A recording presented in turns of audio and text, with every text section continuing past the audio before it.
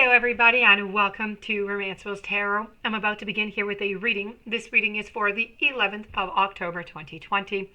Before we do begin, I would like to announce I am now reopen for some bookings. So if you would like to have a private reading, please do contact me at romancefulltarot@gmail.com, and you can find all my contact information into the description box.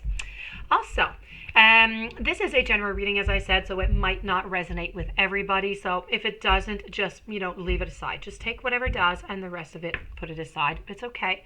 It's a general reading.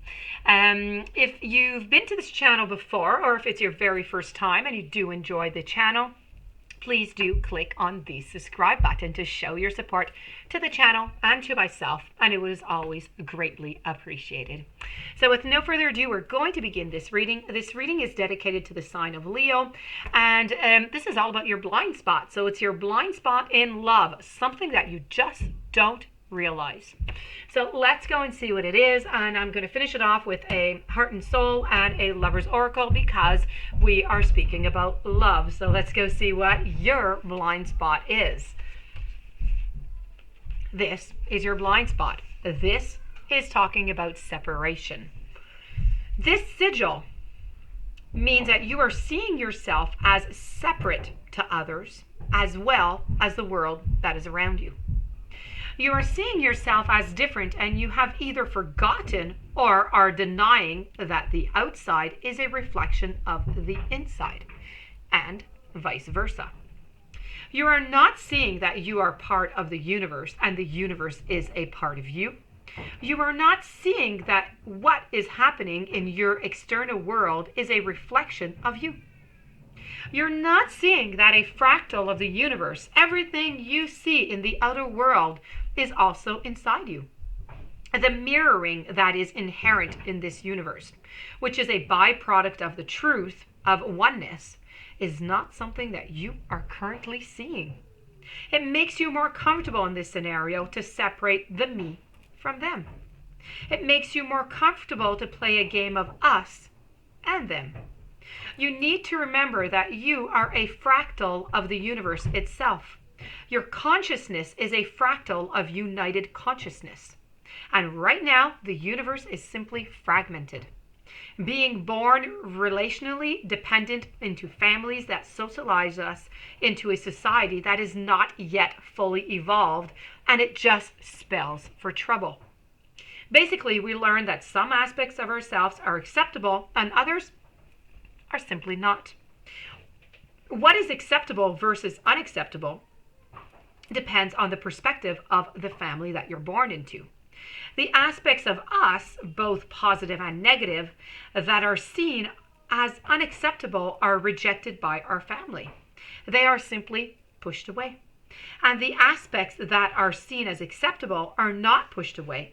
They are included. Essentially, we are only shown love in response to things that people around us want to include as part of themselves in their lives. As children, we're dependent on our family. In the name of survival, each of us tries to gain control over our environment and preserve ourselves by doing anything that we can. Now, we think of a person as having a one personality, often with contradictory traits.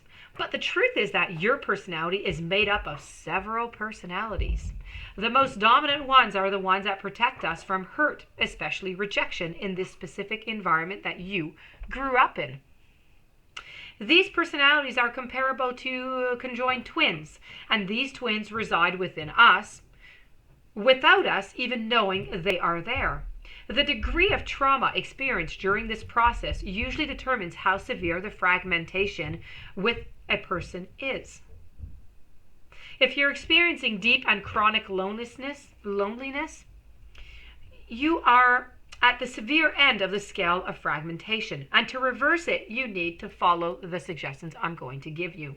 You need to look at the negative traits that you hate in others, especially in your partner, and what is bothering you. Now, discover the positive intentions behind the thing that you hate. What is that trait trying to keep you safe from? What is it positive in this intention for being present in your life? You need to ask yourself also, Why was it dangerous to be the opposite of the negative trait? For example, if you're lazy, ask yourself, why was it so dangerous or not okay to be driven and motivated while you were growing up? You need to recognize that no matter how much you want to deny it, the traits you have and hate in other people are a direct mirror of what you rejected in yourself. So the more you try to protect yourself from yourself, the more the aspects you hate in others will look nothing like you. Be willing to choose to be vulnerable and open your mind to gain full awareness of how you're similar to the traits you dislike so much in other people, especially your partner, your parents, and your children. There are two possibilities here. Either you're very much like those things that you hate in others, or it's so buried and rejected in you that you never do that same thing, even to the degree that you have an unhealthy aversion of it. If you're struggling with this, involve other people in the process, okay? You need to turn the table. You need to ask yourself about the negative traits. You need to begin to find approval for the traits that you dislike in others and in yourself. But do this without lying to yourself. Adopt the aspect of others that you hate that are in fact suppressed in yourself in a way that benefits you. Now, your perception that you're separate from the thing in your environment and separate from your environment, as the sigil suggests, is simply a perception. It's a perception that is designed to enable universal expansion through your individual expansion. Ultimately, this really means that you have the capability of literally stepping into the shoes of anyone and anything in your reality because they are all you. Everything that you perceive to be separate from you or external to you is just a reflection of an aspect of you. It is a part of you.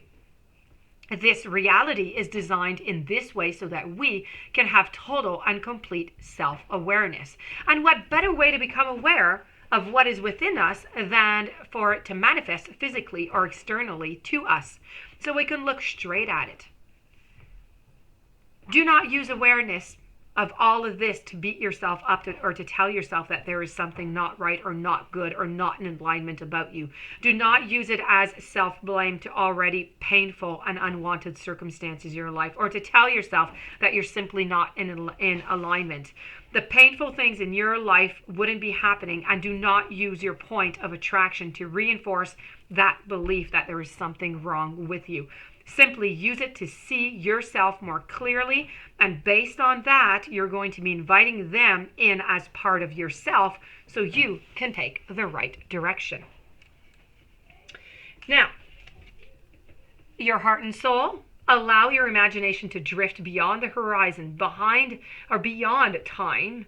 There is a world of dreams without limits, full of magical ideas, a world just waiting for you. But this faraway world is not so far. It is inside your heart, and all it takes to get there is a dream.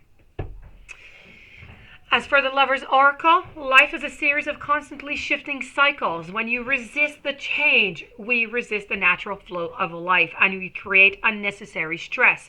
Go with the flow. You're going to be surprised where it leads. So this being said, this does conclude your reading. I hope that you enjoyed it, my dear friends, Leo. I hope that you are going to access this blind spot of yours. If you do have any questions, you'd like to book a reading, romancefulltarot@gmail.com. Please don't forget to subscribe to the channel. Have yourself a blessed weekend, and I'll see you a little bit later on with another reading.